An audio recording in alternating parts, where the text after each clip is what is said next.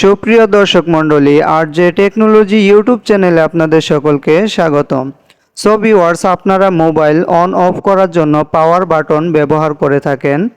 আজকে আপনাদেরকে ছোট একটি ভিডিও দেখাবো, যে ভিডিও দেখে আপনি পাওয়ার বাটন চাপ না দিয়েই মোবাইল স্ক্রিন অন অফ করতে পারবেন।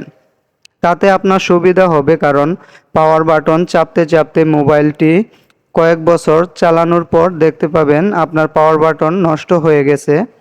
তার জন্য অনেক সুবিধা হবে। সো ভিউয়ার্স, আপনারা সেটিংটি করার জন্য চলে যাবেন আপনাদের মোবাইলের সেটিংয়ে।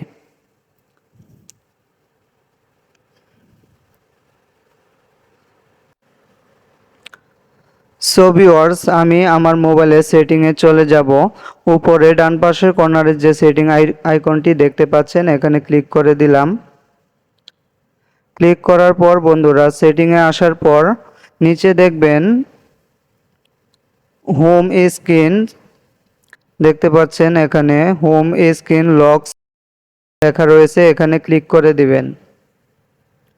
ক্লিক করার পর বন্ধুরা, নিচে আসার পর দেখতে পাবেন এখানে ডাবল ট্যাপ টু লক, অর্থাৎ আপনি স্ক্রিনে ডাবল ট্যাপ করলে তখন স্ক্রিনটি অফ হয়ে যাবে। এটি অন করা রয়েছে দেখতে পাচ্ছেন, আপনারা এটি অন করে দেবেন।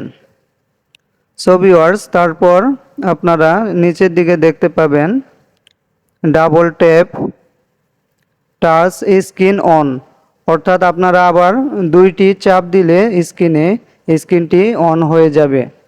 সো ভিউয়ার্স, ভিডিওটি দেখে যদি আপনাদের কোনো উপকার হয়, চ্যানেলটি সাবস্ক্রাইব করে দিবেন। অসংখ্য ধন্যবাদ।